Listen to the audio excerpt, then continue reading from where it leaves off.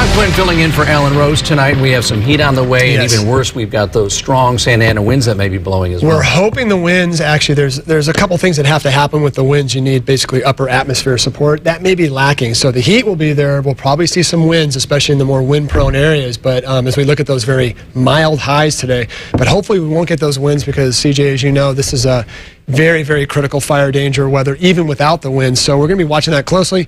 Again, your high is very nice today. A little above normal some areas, although a little sea breeze did kick into gear for the Central Coast. So Morro Bay, look at that, it's 63, and Pismo about mid-60s. We actually expect it to be a little bit warmer today there, but again, that sea breeze, if it kicks in, you really cool off. Now, currently seeing temperatures very nice, a little warmer along the Santa Barbara South Coast and down toward Ventura, a tad bit warmer than everywhere else, at least coastal. As you head inland, though, look at Paso Robles.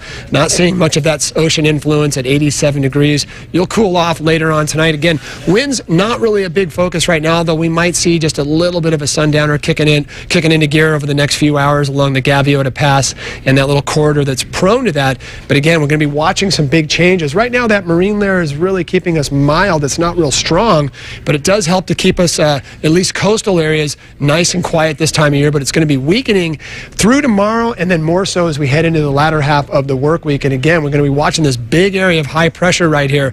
As the air rotates like this, it sinks in the atmosphere, it heats up, it gets compressed by the weight of the atmosphere, and then as it rotates toward California and central and southern, right along the Tehachapis and the Sierras, you start getting that dramatic heat change where it goes from the 50s to the 60s, and then by the beaches, it can all the way jump up into the 80s and 90s, especially as you head closer and closer to the immediate coastline. So a Santa Ana wind event, offshore winds. You may not feel the winds for much of our region, but very hot and dry conditions are expected. And there's the wind map. We'll go ahead and put it into gear.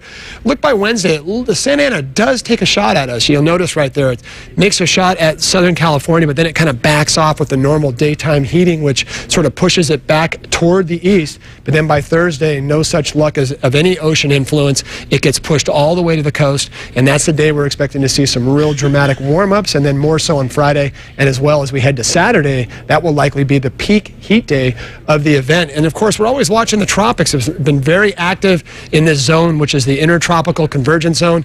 Looks like something else will pop up over the next few days, and of course, we'll keep an eye on that. Overnight 50s for most areas, a few low 60s are possible. And then tomorrow, another nice day across the area, and that will likely be our nice day as we start to turn the corner and go to some really dramatic heat, especially by Saturday. And again, we're going to keep an eye on those winds. A little bit of surf out there is expected, some bumps out of the northwest and out of the southwest. And a quick look at a couple of our forecast maps.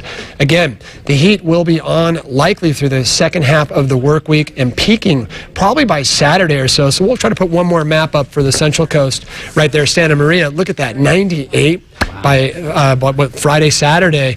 In fact, I'll go ahead and tease this, but I think the second game of the Dodger game, they're already talking about that being number 2 at Chavez Ravine on Saturday, and they're looking at, like, you know, a little very bit warm, hot. little warm. Yeah, I think it'd be 105 in the valleys there. So, ouch. All right, thank you, Sean. Research.